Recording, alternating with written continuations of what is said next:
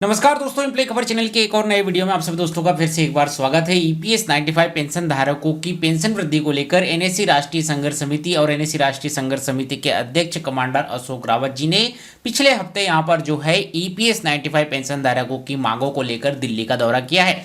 दिल्ली में उन्होंने EPS 95 pension धारकों की मांगों को लेकर कई मंत्रियों से यहां पर जो है मुलाकात की, जिसमें कि पक्ष विपक्ष के कई मंत्री यहां पर जो है शामिल थे। इसके साथ ही एनएससी राष्ट्रीय संघर्ष समिति ने महाराष्ट्र के भी कई सांसदों विधायकों से यहां पर जो है मुलाकात की है और ईपीएस 95 पेंशन धारकों का मुद्दा बजट का जो सेकंड सेक्शन यहां पर जो है चालू होने वाला है उसमें उठाने की डिमांड की है। वहीं पर महाराष्ट्र कांग्रेस पार्टी के कई सांसद यहां पर कुछ इस तरह की रणनीति तैयार कर रहे हैं कि ज्यादा से ज्यादा सांसद एक साथ यहां पर जो है श्रम मंत्री से मुलाकात करें और उनसे ईपीएस 95 पेंशन धारकों की पेंशन वृद्धि का दबाव यहां पर जो है बनाया जा सके। वहीं पर दिल्ली में ईपीएस 95 पेंशन धारकों की मांगों को मंजूर करवाने के लिए केंद्रीय भविष्य निधि आयुक्त सीपीएफसी के चेयरमैन से यहां पर जो है कमांडर अशोक रावत जी की मुलाकात हुई। यहां पर जो है उनकी ईपीएस 95 पेंशन धारकों के सभी पहलुओं पर विस्तार पूर्वक चर्चा हुई। यह चर्चा करीबन आधा घंटे यहां पर जो है चली है और यहां पर कमांडर अशोक रावत जी ने उनसे यह भी निवेदन किया है कि CBT central board of trustees की जो बैठक 28 फरवरी को यहां पर होने जा रही है,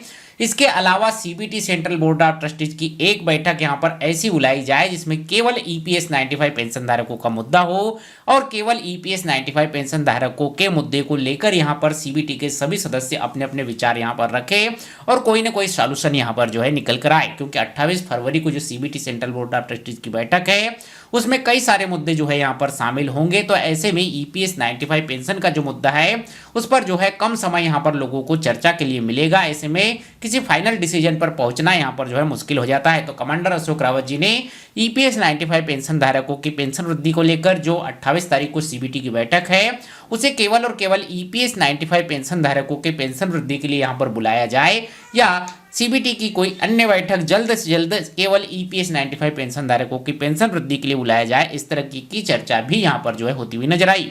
वहीं पर बजट में ईपीएस 95 पेंशन धारकों की पेंशन वृद्धि को लेकर जो विश्वास यहां पर ईपीएस 95 पेंशन धारकों को था और बजट में डायरेक्ट तौर पर ईपीएस 95 पेंशन धारकों की पेंशन वृद्धि होती हुई नजर नहीं आई, उस पर भी यहां पर सीपीएफसी महोदय से चर्चा हुई। तो सीपीएफसी महोदय ने भी यही कहा कि हमें भी उम्मीद थी कि बजट में ईपीएस 95 पेंशन धारकों की मांगे मंजूर हो सकती है, लेकिन अभी बजट का पूरा सेक्शन यहाँ पर जो है कंप्लीट नहीं हुआ है। सेकंड सेक्शन यहाँ पर आएगा, उसमें और कई मुद्दे यहाँ पर उठेंगे, उसमें और कुछ यहाँ पर जो है डिस्कशन होगा। तो ऐसे में यहाँ पर जो है ईपीएस 95 पेंशन धारकों की मुद्दे भी उठ सकते हैं और ईपीएस 95 पेंशन धारकों की डिमांडों पर यहाँ पर जो है नजर रहेगी। पर कन्याकुमारी से कांग्रेस के सांसद विजय कुमार जी ने लोकसभा में ईपीएस 95 पेंशन धारकों के पेंशन मुद्दे पर स्थगन प्रस्ताव की यहाँ पर जो है डिमांड रखी है। उसको लेकर भी एनएससी राष्ट्रीय संघर्ष समिति के वीरेंद्र सिंह रजावत जी ने उनसे यहाँ पर जो है मुलाकात की और उनको जो है यहाँ पर अभी तक के आंदोलन और ईपीएस 95 पेंशन धारकों के सभी मुद्दों को लेकर जो भी डॉक्यूमेंट्स वगैरह है,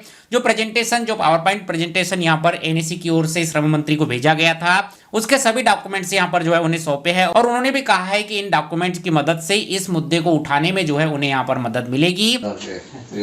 Rather, because we've been trying to get in 0 hours, but I couldn't get a chance because most of the house is not running. And other day, even if we get a chance, like we didn't get that lot. Otherwise, we would have tried to bring it in the house also. Yeah. Bring it the no motion. Next time when we speak also, we'll try to raise it in the parliament. We are having, sir, our work in 27 states. And 550 districts are covered. Okay. By yes, okay. Sir.